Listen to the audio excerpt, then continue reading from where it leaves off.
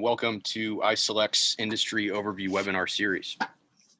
My name is Tom Bunn. I'm an associate on the iSelect Fund Ventures team, and I'm excited to walk you through today's presentation, webinar, and conversation. For those new to these webinars, iSelect is an early-stage venture capital firm in St. Louis. We're focused primarily on early-stage companies in healthcare and food and ag. At iSelect, we are privileged to live at the forefront of innovation, seeing emerging problems, solutions, and macro trends at their beginning before they make their way into popular culture.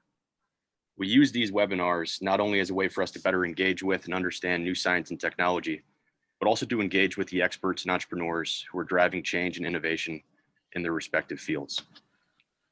One such topic that we are interested in is nutrient efficiency, specifically in agriculture. As we approach a world with 10 billion people by 2050, we will need to become both more efficient and more precise with nutrients use in order to feed the growing population and to mitigate the negative externalities associated with their excessive use. For this reason and others, which we will cover in today's webinar, nutrient efficiency is of increasing importance and interest to iSelect Fund. So with that, a few process comments. We are not soliciting investment in any way whatsoever.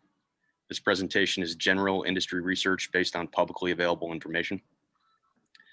Secondly, we have invited you to this because you are technologists, thought leaders, entrepreneurs, industry experts, early adopter customers, or sophisticated investors or ag professionals who are part of the iSelect network. We value your thoughts, questions, and comments and insights into this topic, and would greatly appreciate it if you actively engage during the presentation. I believe we have a few panelists on who are able to unmute themselves, but if anyone from the audience has questions, I believe you can raise your hand, and Eva on the iSelect team will unmute you and you can ask your question. Hopefully we will have some time at the end for a broader discussion on things we're finding interesting throughout the conversation. Thirdly, we ask that you put yourself on mute for the time being. But again, we hope for this to be an engaging conversation, so feel free to unmute yourself to ask a question or provide commentary. And finally, this presentation is being recorded and will be available for replay. So with that, I'm pleased to bring you this week's deep dive webinar on nutrient efficiency. So the contents of what we are going to discuss today, I'm going to give a brief introduction and kind of an executive summary, talking about where we are, where we came from, and where we're going, hopefully. Then I'll hand it over to the speakers for some brief biographies, and then we'll get into the meat and bones of the presentation, talking about some of the background and trends in nutrient use and efficiency. And then we'll get into those technology entrepreneurs who are driving change in their respective companies. Finally, we will close with a discussion to square any questions that come up and perhaps pose some new ones. And would love to get some audience feedback and general other questions during that discussion phase. So quickly, an exec laying out generally what we're going to be talking about. Like humans, plants need nutrients to thrive and reproduce. You can see here the main primary nutrients they need. We're going to be focusing mostly on nitrogen and phosphorus for today's call, given that they are the culprits in a lot of the environmental and sustainability issues brought about by excessive nutrient use. But secondary nutrients and micronutrients are equally important, but are used in much smaller quantities. Would be curious to know of any technologies as well, specifically focusing on the need or the lack of supply or otherwise in any of these important secondary or micronutrients. But moving on, for most of human history, farmers have struggled to cycle nutrients for their crops. But beginning in the early 20th century, advances in technology made the requisite nutrients for effective growing very cheap, very abundant, and it resulted in what we now know as the Green Revolution, which was a period that had unprecedented growth in world food production. While that Green Revolution contributed to human well-being, the excess use of a lot of these nutrients causes environmental problems that can be directly associated with kind of adverse effects on human health and human welfare. So as we continue to move towards a 10 billion person planet by 2050, addressing these nutrient efficiency challenges with new technologies, including biological solutions, nutrient fixing and nutrient solubilizing technologies, as well as precision ag, the idea that we need the right nutrient at the right rate, at the right place, at the right time, can alleviate not only some of these environmental damages, but they can also increase food production and also farmer profitability. So that's kind of the scope with which I approached today's presentation. And with that, I will pause briefly and introduce our guests, our panel speakers today. In fact, I will let them introduce themselves. So we going alphabetically from the left. Yuval, do you mind giving a brief introduction? Sure. My name is Yuval Aviel. I'm here from Israel. We are doing autonomous pivot, which is dealing with irrigation, nutrients in the crops, and crop protections. And I'm very glad to speak here. Thanks, Yuval. Bill? Good morning. My name is Bill Brady. I'm the CEO of Kula Bio, and we are a biologically derived nitrogen fertilizer company. We have been in existence for about 2 years, and we took the technology out of Harvard College and have been commercializing it. So look forward to talking more about it later. Thanks, Bill. And John? Greetings. My name is John Cruz, and I'm the head of agronomy for Plant Response Incorporated. We're a biologicals company based in the Raleigh-Durham, North Carolina area with a broad portfolio of biological technologies, some of which enhance nutrient use efficiency. Great. Thanks, John. Dave Stenko.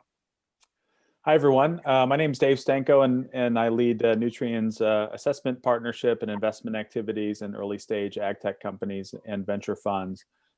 And at Nutrien, nitrogen use efficiency is one of the highest priorities these days in our technology innovation pipeline, where we focus on solving grower challenges and improving environmental outcomes at Nutrien. So really looking forward to the conversation today and appreciate being invited. Thanks, Dave. And Dave Stark? Yeah, I'm Dave Stark. I'm the president of Holganics, and we manufacture and distribute into both the turf, landscape, and agriculture industries a complete biome of over 800 beneficial bacteria, fungi, protozoa, et cetera, most of which are involved in nutrient cycling and nutrient efficiency. Excellent. Thank you, Dave. So let's get into it. So a little bit of background on nutrients. As I mentioned, these are substances used by organisms to survive, reproduce, and grow. In the context of ag, for those nutrients that are not most easily accessible, such as carbon, oxygen, and hydrogen, farmers often have to add synthetic fertilizers or organic amendments to offer the soils and the crops the requisite fertilizers and nutrients that they need. As I mentioned, the three main additive nutrients are nitrogen, phosphorus, and potassium. Together they make up the trio known as NPK. You've heard that acronym before. And importantly, while some excess nutrients stay in the soil, others will be emitted as gases, leach into groundwater, or run off into surface waters. So that is kind of the nucleus of why farmers and researchers are seeking to boost nutrient use efficiency, which is the amount of crop yield you get out of the amount of fertilizer you put in while minimizing nutrient loss. So you can see on the table on the right, this gives a representative sample of the percentage of the plant that each nutrient makes up. So obviously carbon, oxygen, and hydrogen have a disproportionate percentage of the plant, specifically carbon and oxygen. And then you get down to the other primary nutrients that are typically added in some way or another, nitrogen, phosphorus, and which we'll be focusing on today. And then down to the secondary and micronutrients, which require much less for plant health. So getting into nitrogen a little bit. Nitrogen is a major component of chlorophyll, the compound by which plants conduct the all-important photosynthesis. It's also a major component of amino acids, which are the building blocks of proteins. plant available nitrogen, known as nitrate, is scarce. And for most of agriculture's 10,000-year-old history, the main challenge was figuring out how to cycle usable nitrogen back into the soil. However, nitrogen itself is not scarce. It makes up about 78% of the air we breathe. However, it is joined in a very tight bond that makes it unusable by plants. But in the early 20th century, two German chemists, Fritz Haber and Karl Bosch, developed a high temperature, energy intensive process to synthesize plant available nitrate from the air. And the results, at least part of the results, are what you see on the right-hand side of the screen, kind of the exponential shoot up of nitrogen use in the United States from roughly 4.5 million tons in 1965 to around 12 million tons today, all in large part thanks to the two German chemists. I read somewhere that without the Haber-Bosch process, we would only be capable of producing enough food for roughly 4 billion people. And our current population is 7 billion. So the importance of what they did and what they accomplished cannot be overstated. And you can see on the right again that their technology has had a significant push in the market. It's also a huge market. It's $54.6 billion market for nitrogen fertilizer globally in 2019. However, there are problems associated with nitrogen fertilizer. Some of these include eutrophication and dead zones. You can see on the bottom left, this is a picture of the Gulf of Mexico. It shows that nearly 9,000 square miles are affected by a dead zone, which is a direct result of nutrients seeping into the Mississippi River and going down to the mouth and into the Gulf of Mexico. Additionally, when soils are exposed to excess nitrogen, certain microbial reactions take place that release nitrous oxide, which is a greenhouse gas 300 times more potent than carbon dioxide. You can see on the bottom center kind of the emission sources of US nitrous oxide. And agricultural soil management takes the lion's share at about 79% of those emissions.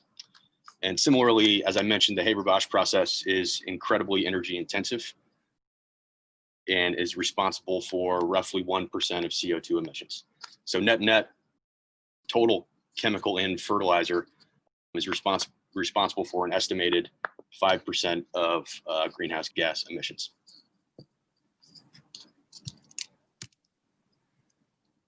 So moving on to phosphorus a little bit. Phosphorus is involved in the respiration, energy transfer, and photosynthesis. It is not only critical to DNA, but also to the P in ATP, which is the molecule that carries energy around cells. And without it, maturity of the plant is delayed and plant growth and yield are reduced. It is the second largest nutrient applied as fertilizer. It is a $58 billion global market. And it has a lot of the same environmental consequences as nitrogen, particularly around kind of eutrophication and algal blooms. But it's importantly and differentially, it is a finite, diminishing, and an irreplaceable resource that is concentrated in only a few countries. You can see on the bottom left a graph of what they're calling peak phosphorus. Some investors, such as Jeremy Grantham, who's active in the food and ag tech space, take this pretty seriously.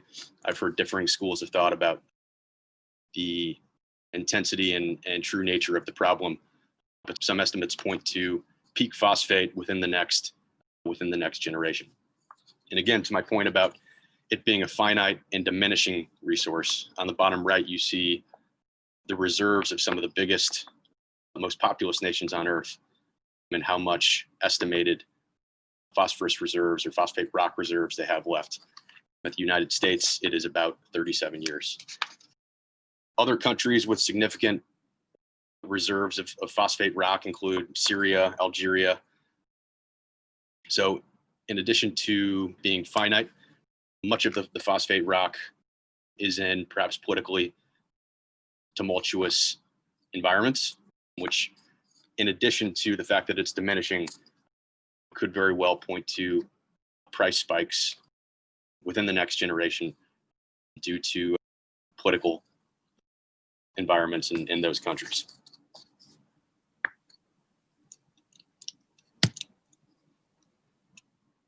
So getting into a couple highlighted areas to address some of these, we're going to be talking about microbials and biologicals.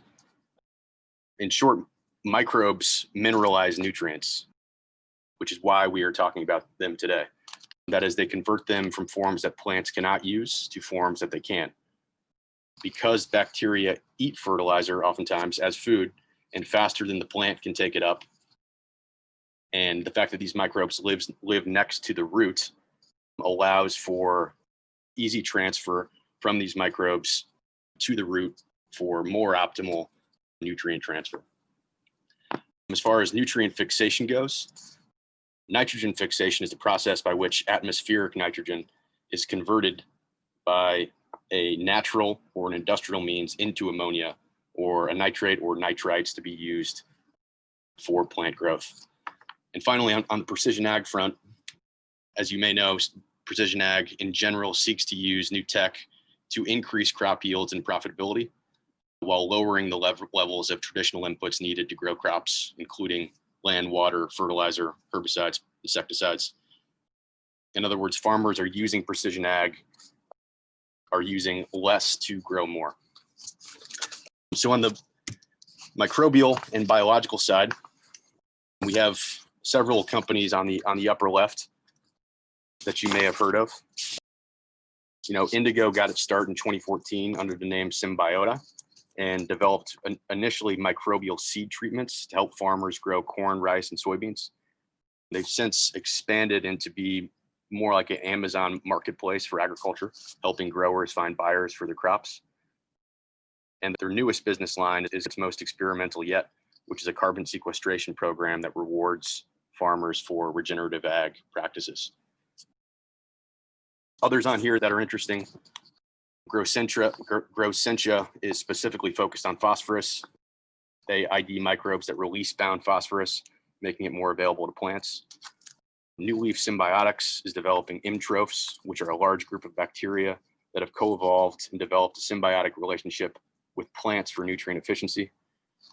Pattern Ag is not an input per se, but they are a soil sampling platform that could eventually be used to develop inputs, but for now is focusing on offering insights to growers on inputs and pathogens based on the microbial diversity of the soil. So as far as the state of the industry, hundreds of companies are vying for acres. Biologicals are the fastest growing segment of the ag inputs market. But there is farmer skepticism. There has been some inconsistency issues. But I think over the last decade, that has begun to change very rapidly. There were a couple marquee acquisitions brought on by the ag majors. For example, Bayer bought AgriQuest in 2012. Later that year, BASF acquired Becker Underwood, and Syngenta bought Pastoria Biosciences. So over the last decade, let's call it, acceptance of the technology and increases in the technology have really pushed a lot of the microbial and biological solutions into the mainstream of big ag. So the opportunity here is really to limit synthetic fertilizer usage while increasing yield. And being the fastest segment of the ag inputs market, it's projected to grow from about 7.4 billion in 2018 to over 20 billion by 2026. So a 13.6% growth rate, which is, needless to say, a massive opportunity for companies in this field who can effectively translate their microbes to agronomic beneficial outcomes. So a couple innovators that we have on the line today. We have Holganics and Plant Response. I'll turn it over to Dave Stark, if you don't mind, to talk a little bit about what you're seeing with the use of Holganics and specifically what that means for nutrient efficiency. All right, great. Thanks, Tom. So our company has been around, well, the product has been around over 15 years. Most of the experience is in turf. Our founder is a lawn and landscape guy. He had a company that had 100 spray trucks. So he was a pretty good size applicator. And he saw when the area around the Chesapeake Bay started passing laws against phosphorus and nitrogen to protect the watershed. By the way, agriculture, we're pretty afraid of this happening too. So I think that all of this needs to, that we need to help our producers clean up what they're doing so that we don't have it legislated against us. But in any event, he saw that when you have the microbes in the soil, that he could cut fertilizer rates anywhere from 30 to 70%. And again, it's not because the plant needs less fertilizer. Of course, it needs the same amount, but fertilizer, as most people use it, is very inefficient. And I've seen studies that say about half never goes to the intended plant. It gets lost in the environment, ends up in the river, the streams, or the atmosphere, or just sits in the soil in a chemical form the plant can't access. Microbes, as you said earlier, Tom, keep nutrients in the root zone.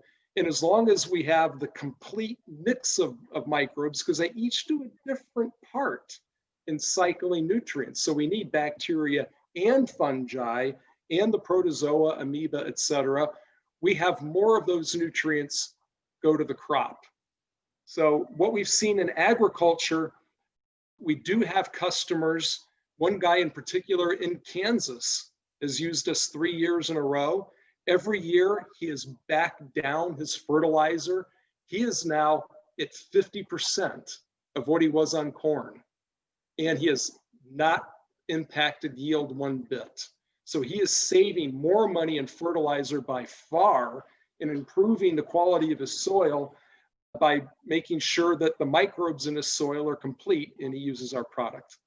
So again, if we think of soil health, nutrient cycling, generally speaking, we need the complete diverse biome, not just one bacteria, one fungus. Those things can absolutely be incredibly useful to solve specific aspects. So I'm not saying anything against those at all, but to have the soil fully functional, the whole biome is needed. So Tom, is there anything else I missed or you would like me to highlight? I think in the context of the problem, as I laid it out in the last two slides, specifically around the sustainability issues around nitrogen and phosphorus, I guess, do you have any data around both nitrogen and phosphorus decreases? Yeah, so we have a lot of data in turf. And this was done at 3 different universities that are really good turfs, Purdue, Penn State, and North Carolina State. And again, depending upon the ammonia or the nitrogen type, fast release, slow release, and soil type, they could maintain turf vigor, color, and durability by reducing nitrogen anywhere from 30 to 80%. Now, that's not saying that I'm going to tell the guy growing corn down the road to do that, because when we harvest a crop, we remove a lot of nutrients that have to be put back. So microbes, at least our product, is not going to replace all of that, but we make it more efficient. Phosphorus, many soils, and I want to say most, have plenty of phosphorus. But when you do a phosphorus test, there's 2 different readings. You get total phosphorus and available phosphorus. Most, by far the vast majority of phosphorus, is not available to the plant. It's there, but the plant can't access it. The microbes in our mix, especially some bacteria and fungi like mycorrhizae, are excellent at solubilizing that phosphorus and providing it to the plant. So we know that we can back off. And a lot of our turf customers live in areas where they are not allowed by law to apply phosphorus. And they get great turf performance because the microbes take what's already in the soil and feed the plant. So how we do this and quantify it in agriculture, that's going to take some work, but we know we're going to release what's already there, which will help a lot. Great, thanks, Dave. Another company that we wanted to highlight today is Plant Response. We have John Cruz on the line. They are doing some interesting work, specifically with a biologic that causes high degrees of phosphate use in plant. So I wanted to get John on to talk a little bit about kind of plant response in general, but also some of their nutrient-focused endeavors over at Plant Response. Thanks, Tom. Yeah, so it might help to think about why these microbes are improving efficiency by understanding a little bit more about how plants are actually taking up phosphorus and what phosphorus is doing in the soil. So as been previously mentioned, there's oftentimes a lot of phosphorus that's sitting in the soil, but it's not able to be readily utilized by plants. Plants can only take up phosphorus in a form of an ion. It's called phosphate. And what's interesting about that ion is it has different points of charge. And so those different points of charge can over time stick tighter and tighter and tighter to the exchange capacity of the soil, to the point where the plant can no longer take it up. So typically what can happen is a fertilizer is applied, a lot of that phosphate is immediately available to the plant, but then over time, the part of that phosphate that wasn't rapidly taken up by the plant starts to stick tighter and tighter and tighter to the soil. So this is where these microbes come into play. So there's a class of microbes in particular that Plant Response sells in the market that are known as PGPRs, or plant growth promoting rhizobacteria. And they form this symbiotic relationship around the outer skin of the root zone. And they interact with these plants to help stimulate growth. But part of what they're doing is solubilizing the phosphorus using enzymes that they exude out of their bodies that break up this tight bond that the phosphorus has in the soil, releasing it into the soil solution. And then also the microbes themselves will take up some of that phosphorus. And then there's this rapid cycling that takes place as they are splitting apart, and they grow and then they die, and it releases that phosphorus and the plants can take it up. So you have this tremendous amount of biological chemical activity going on in the plant that is stimulated and enhanced by these PGPRs.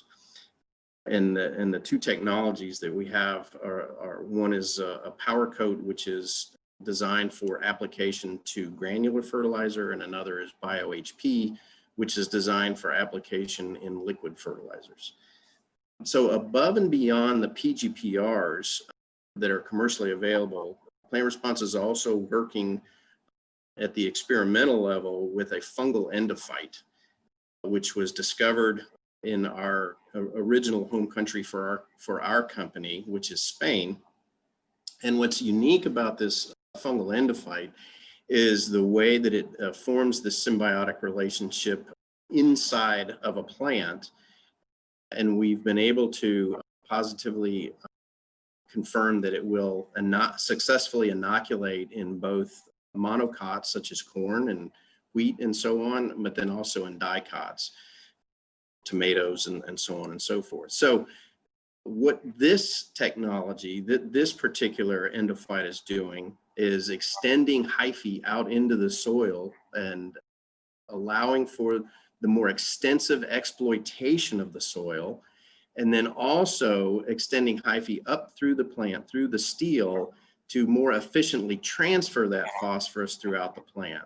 So it's unique, and it was the mode of action and so on was published in Cell in 2016, and it's a very exciting technology. Tom, anything else you'd like me to add? No, that's great, John. Thank you very much.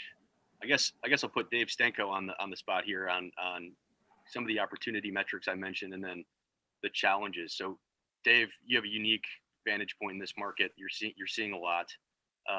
Curious what you think about that CAGR listed here from your vantage point, and then also what do you see as a potential acquirer or distributor for a lot of these technologies as the biggest challenges that you're trying to mitigate in kind of vetting opportunities for Nutrien?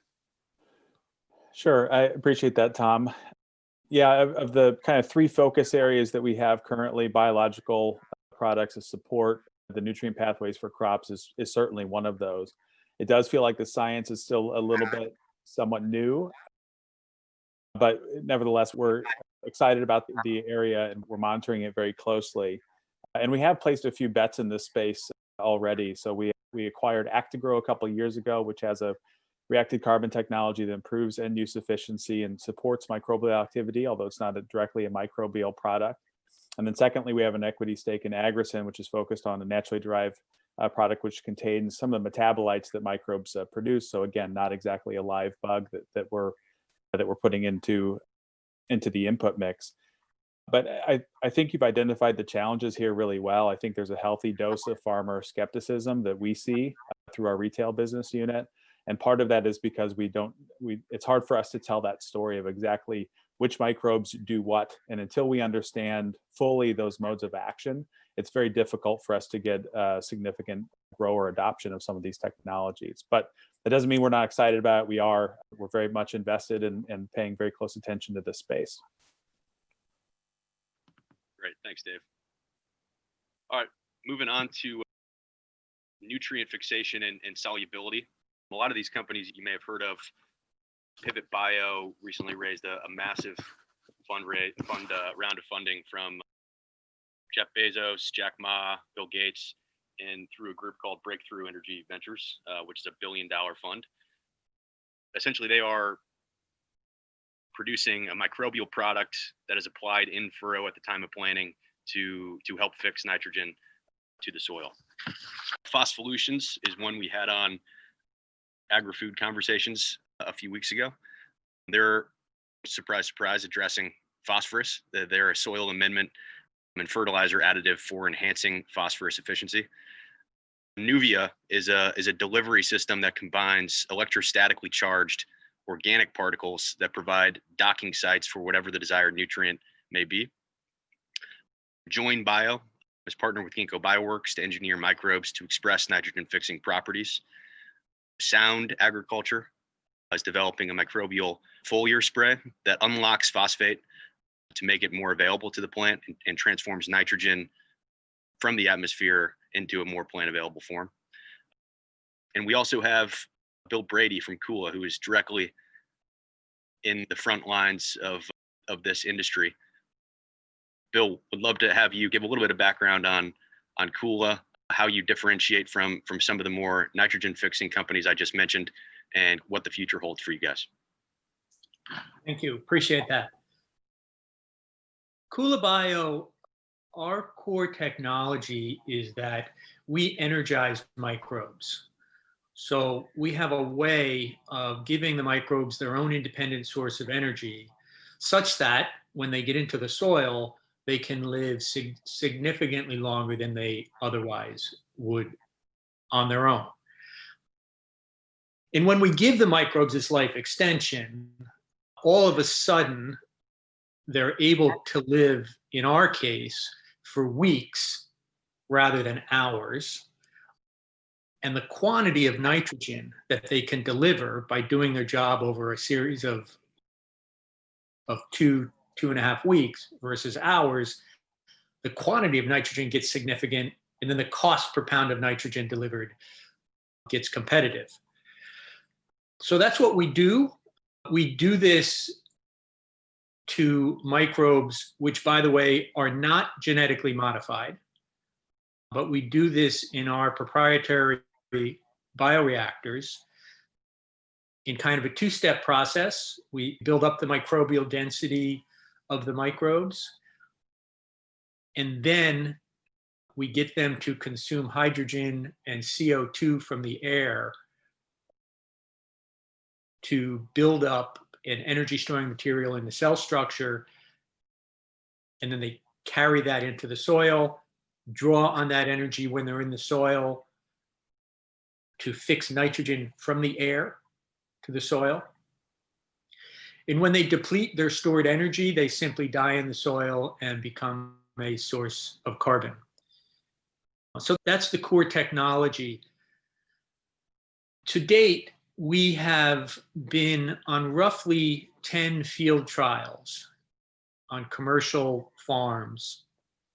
And we've done, of course, many, many trials in greenhouses and grow tents, but but about 10 critical field trials. We've done them in California, Arizona, Florida, and the Northeast. And we have focused them on mostly on lettuce, tomatoes, berries, and corn. And to summarize, in every trial we've done, we've replaced between 50 and 100% of synthetic fertilizer and have gotten yields, crop yields, that have been between 100% of synthetic and 150%. And that has been very crop specific, not on every crop. The 150% was crop specific. So really strong replacement and yield results. As I mentioned at the beginning, the core technology is energizing microbes. And we think over time, we're going to energize a wide variety of microbes for ag and other uses. But we focused on nitrogen first. And more specifically, we have focused on organic sources of nitrogen as our beachhead market, because the value proposition there for us is very, very strong from a cost point of view, from a timing of delivery point of view, from a lack of pathogen point of view. So we'll get rolling in organic, perfect our manufacturing process, and then go to synthetic and row crops, where, of course, it is much more competitive. But we have a good cost position, and we have seen in our trials a much lower degree of runoff, nitrogen runoff from the soil, primarily due to the fact that our bugs fix and deliver nitrogen as needed to the plant.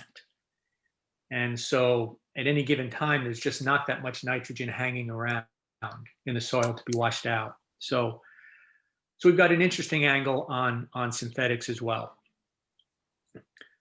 Just a few other key points on the technology. One is that because we feed the bug CO2 from the air, we actually sequester carbon. So in the Haber-Bosch process that Tom mentioned at the beginning of the talk, you produce about 3 or 4 pounds of CO2 for every pound of synthetic nitrogen fertilizer you make. So produce 3 or 4 for every pound of nitrogen. In our case, you sequester about a half a pound of CO2 for every pound of nitrogen you make. So it's an interesting carbon sequestration angle. And then the second very interesting point about our technology is that it can be descaled. So the Haber-Bosch synthetic nitrogen is produced in humongous centralized manufacturing sites. You can descale our process if you wanted to down to the farm level and not lose our economics. I'm not sure you want to go down to the farm level, but if you wanted to. So that's a very interesting play. And as many of the farmers we talk to express frustration with the nitrogen and overall nutrient supply chain. So we have an interesting way to democratize that supply chain. So that's the summary on us. We are in a mode now where we have commercial growers interested. And so we are in a mode of scaling up and building out some capacity here for 2021. Oh, Tom, maybe one last thing. You did ask, how is this different? Because one of the things, someone had mentioned it earlier, one of the issues all of us biological approaches have is the skepticism by the farmer based on what has come before us in some of the companies. So the question is, why are we different and why are we differentiated from some of the people on the left of this chart? And there are two areas for us. One is because of this life extension, the quantity of nitrogen that we can deliver is much higher. And the second is because we deliver nitrogen to the soil and not directly to the plant, we are plant agnostic. So we've got a quantity advantage, and then we're plant agnostic. Great, Bill. A couple questions. So what is the effect on released nitrous oxide? Does that go out the window with this technology, or are you seeing a decrease, or how does nitrous oxide play into this? Well, we're actually having it measured. We're doing a series of trials at the International Fertilizer Development Corporation in Alabama, as we speak. So it's a hard thing to measure. What we have been able to measure is what I mentioned earlier, which is we have lower nitrogen runoff because there's simply not that much nitrogen hanging around in the soil at any given time because our bug delivers the nitrogen as needed.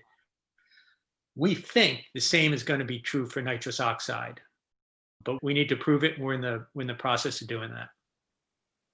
Great. And then finally, briefly, how applicable is your technology to other nutrients? Obviously, a big focus on nitrogen now as the beachhead, but would this be relevant for phosphorus or for potassium? We've done it on phosphorus already. It's a different feed, different mechanism, but we have done it on phosphorus. We have also done it on land reclamation microbes, hydrocarbon scavengers, metal scavengers. So I think a lot of the problems we have in ag that have a microbial solution can benefit from the life extension platform we have. And we picked nitrogen first for a lot of reasons, but we intend to expand it and pick off these opportunities one at a time over time. Great. And I guess another question to Dave, as a representative from a fertilizer company. What do you, is this an active area you're looking at, or do you see this as a cannibalization or more of a symbiotic relationship?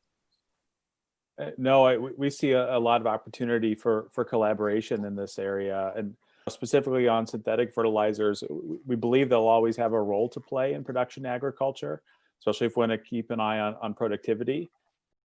But our focus is that we believe there are multiple technologies, and many of them you mentioned in your slide earlier around seed nitrification inhibitors. There are some upstream technologies around controlled release fertilizers, biologicals, alongside a suite of digital agronomy tools. I think all of those things play a role in how we get to the point where we as an industry are being more proactive about our impact on the environment. Dave, your point about synthetic fertilizer, just throw in there that when we went out to a bunch of farmers, we learned a lot. One of the things they said to us, they loved the idea, want to try it, but they said, look, don't be surprised or disappointed if we blend it with what we use today in the early stages, and then you creep your way up. And so we were like, oh, blending, wait a minute, we didn't think of that. We wanted to wipe them out 100%. And so we went back, and a lot of our trials now incorporate blending percentages.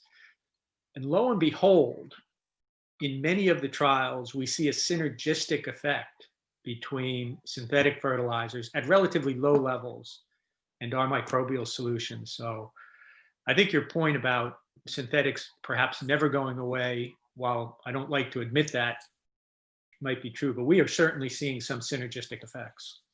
Yep, and we've used some of those technologies in pilot work on our own, where we're looking at input solutions that target specific environmental outcomes. So last year in rice, for example, in the Jonesboro, Arkansas area, we piloted a solution targeting a greenhouse gas reduction. We successfully increased yield, improved grower margins, reduced greenhouse gases by somewhere 12 to 15%, depending on which field you look at.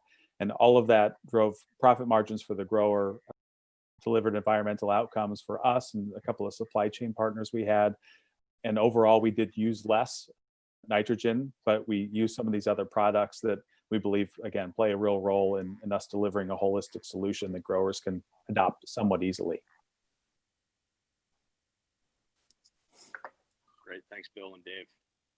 So moving on to precision ag for nutrient management.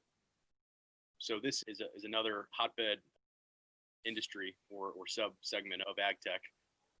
As you can see, in 2018, there was about 945 million across 177 deals. The precision ag industry overall was 4.7 billion in 2019, and there are a lot of different ways to come at this problem. So some of the startup solutions you see up here, Centera is an iSelect portfolio company. They just announced a partnership with Anheuser-Busch, under which Centera will deliver grower level insights to forecast nitrogen demand in rice production.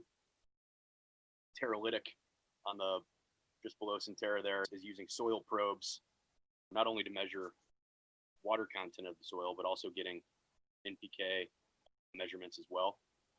And then Voltus, Ceres, Farmer's Edge are using kind of combinations of satellite data, fixed wing aircraft data, and hyperspectral imaging. And Veris is taking another path where they're focusing on tractor sensors. And we have another interesting path to this market with us today in autonomous pivot. They are using center pivot irrigation systems, not only as a way to more accurately apply water and measure volumetric water content, but they've also doing incredible work with their nitrogen torch sensor. And Yuval is here to talk a little bit more about that. Yuval? Yeah, well, hi, Tom, and thanks for the opportunity to present here. So what we do is we fall right into the precision agriculture framework. What we found is that farmers, almost all of them, probably more than 90%, fertigate with, they saturate the field with fertilizers, especially nitrogen. And the thing is that they have no way today, and correct me if I'm wrong, since this is the first time that I have so many experts on this panel, there's no simple way affordable for farmers to know how much nitrogen there is in the plant.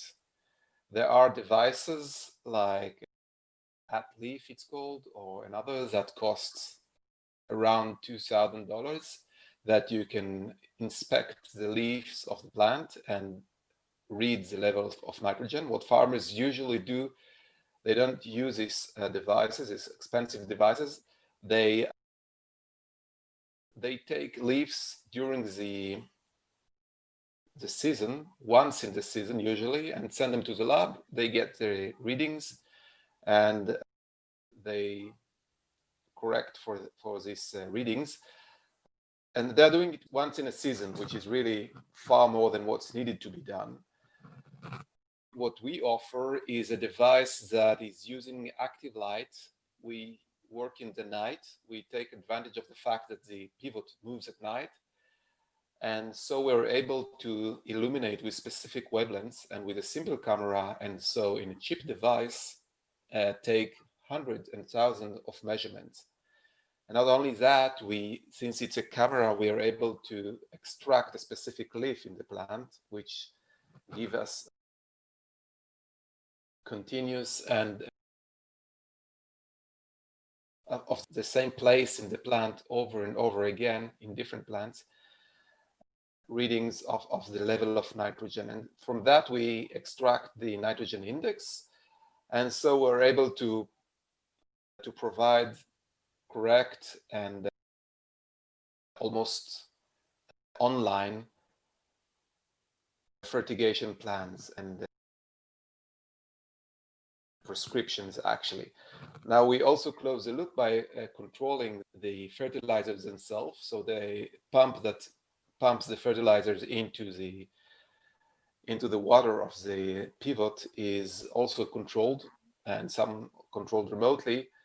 And when this happens, we can actually close the feedback loop and control the pump itself. And so the farmers have very little to do.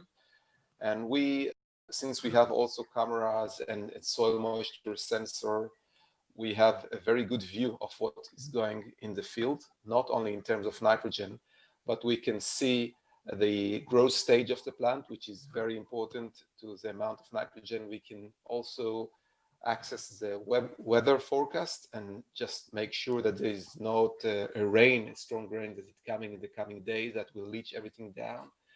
We can also monitor the level of water in the soil. And so we have control of all this in order to extract the optimal fertigation plan to the plant themselves. Today, we work with corn, soybeans, and potatoes. Great. And you've all asked me to share this image of how they work. I think it gives a good understanding and puts it in context. You've all, I don't know if you have more to add around this picture. Yeah, I'll just mention that number one is our non-invasive soil moisture sensor. It's a ground penetration radar, GPR. Number two is what I've been talking about. It's hard to see here, but this is our device, let's say. It's illuminate with LEDs and take pictures. And number three is the cameras and a gateway that collect all this information and transmit it to the cloud, where all the analysis is done. Great. Any questions for Yuval?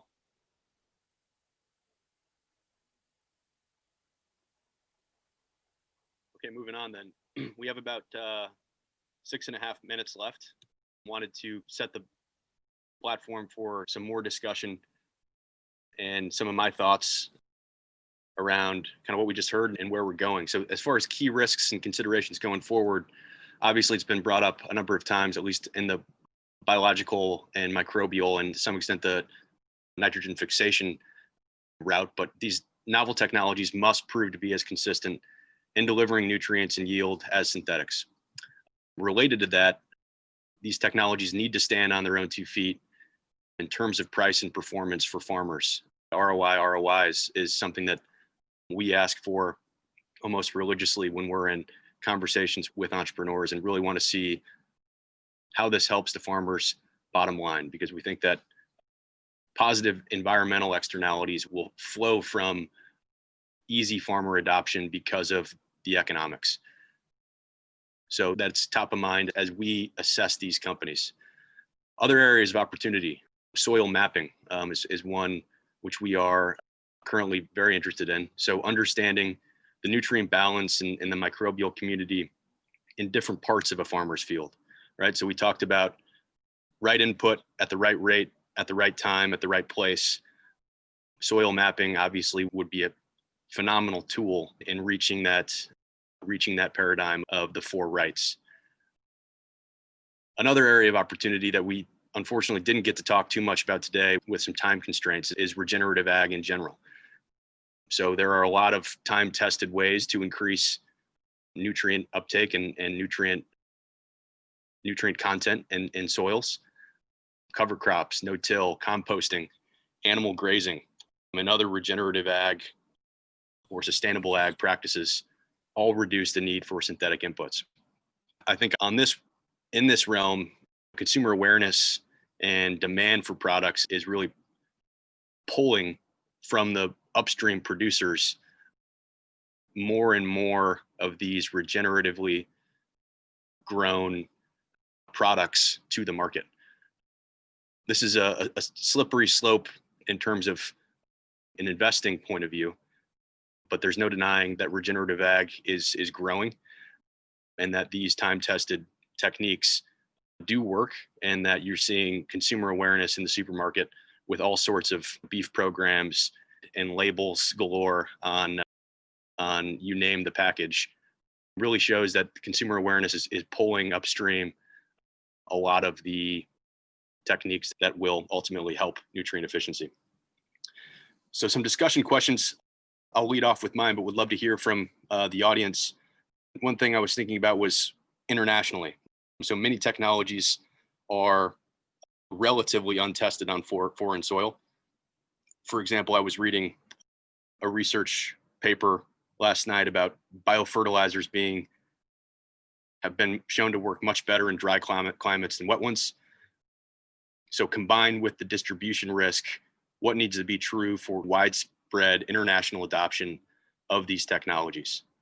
I would open that up to any of the panelists or anyone else on the line who has an international perspective on the scope of these technologies.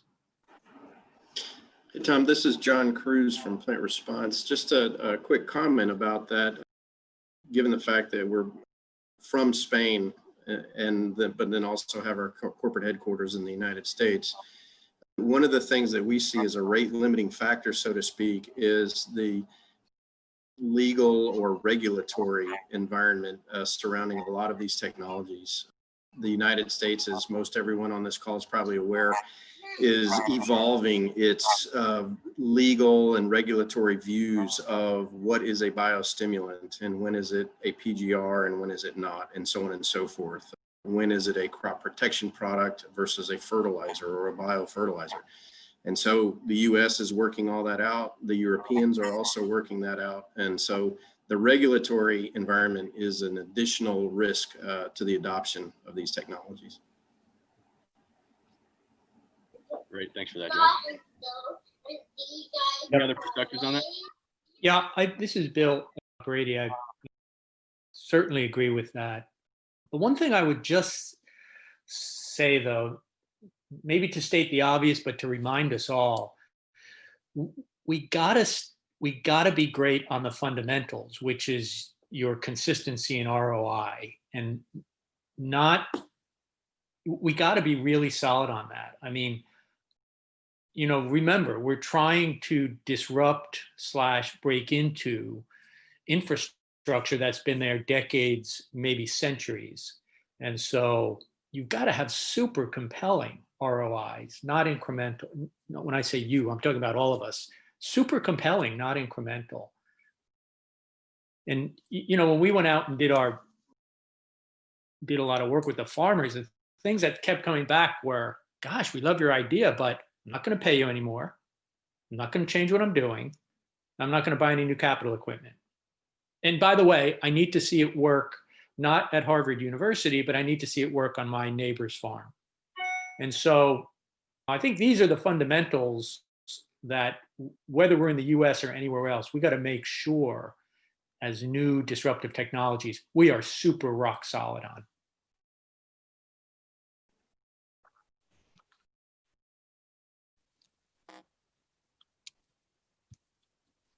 Sorry about that, having some technical difficulties there. Yeah, I appreciate that point immensely, Bill. To my point earlier about consistency and ROI, I think for us, that needs to be bulletproof.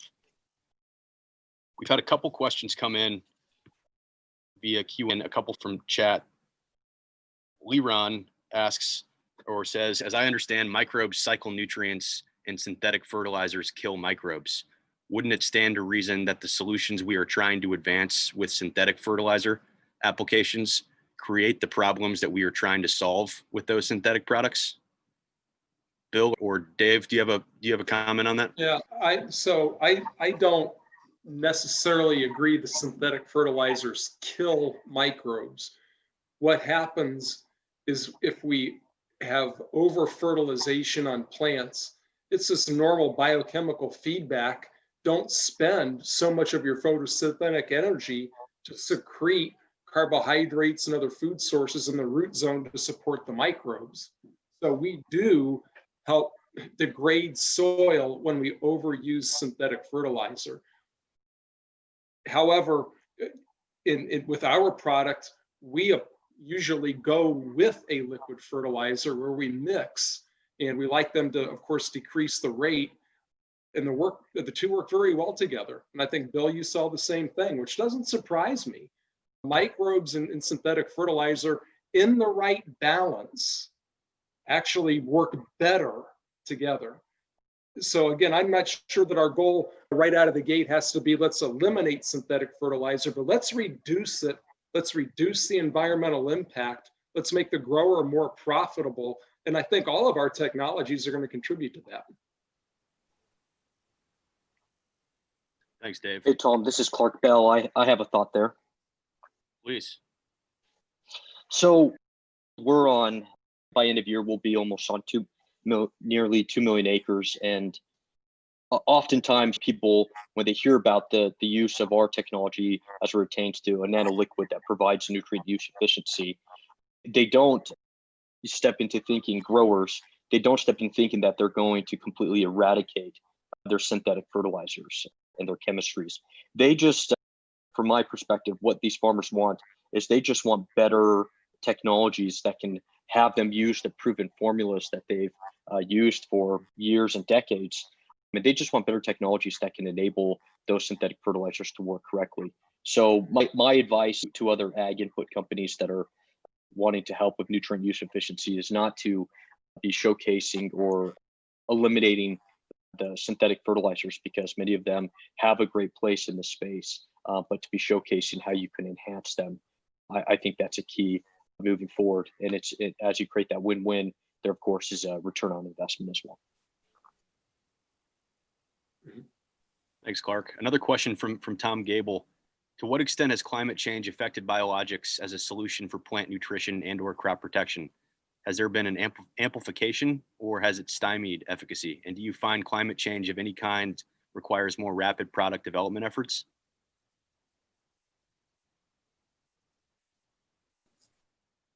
Tom, if I may, I'll address at least one side of that question, which is it's definitely driven demand for these types of technologies. So you highlighted consumer pressure on the food sector.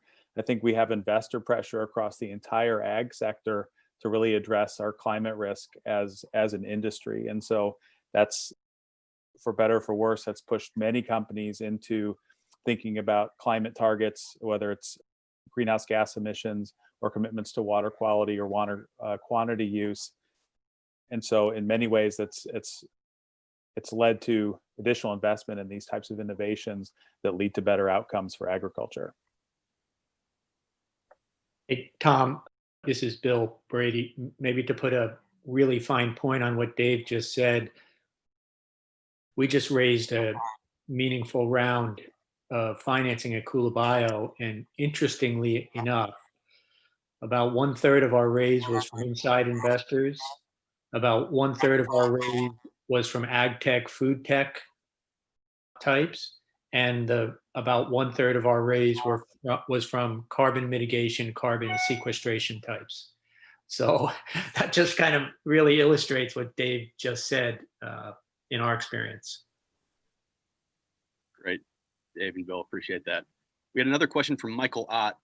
Michael, do you mind going off mute? And I think we're just to put that question in context, I think it would be helpful for you to provide a little bit more context to your question. Can you do that? Sure. Yeah, I was going to ask about the precision application opportunities. And I run Rantizo, so we're a precision application company using drones to apply. We were legally using swarms all across the nation.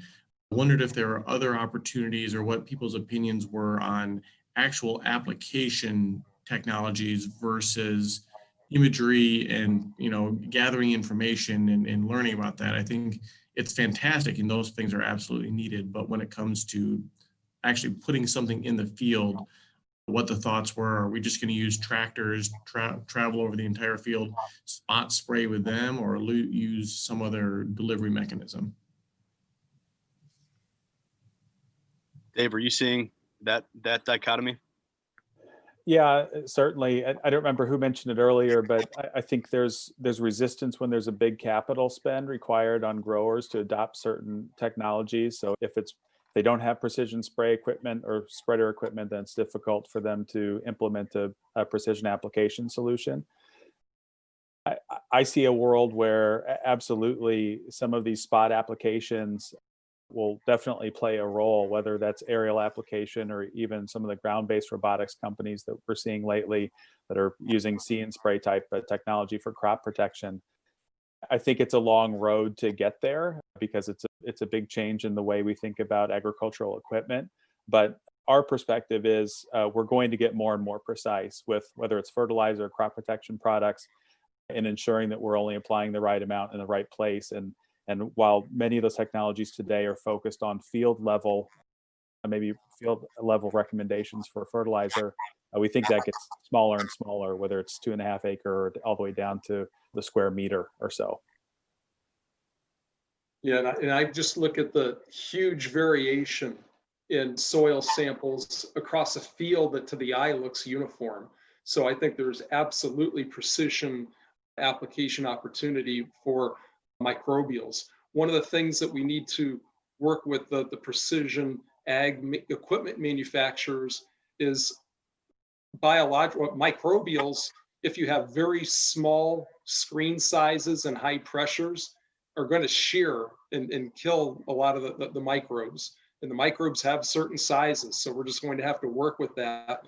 And so far, that's not a problem for our product, but it can be, and I can see it being one down the road if things keep going. So we may have to have another way to apply that's not going through a high pressure, small orifice screen.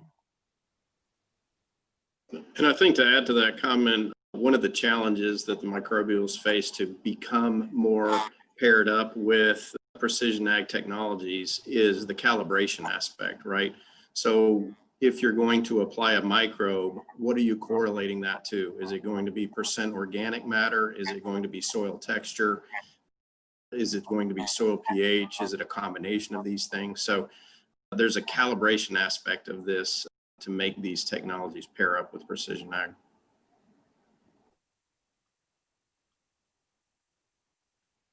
Fantastic. Well, thank you all for your active participation. In particular, huge thanks to Yuval, Bill, John, Dave Stanko, and Dave Stark for joining us this morning.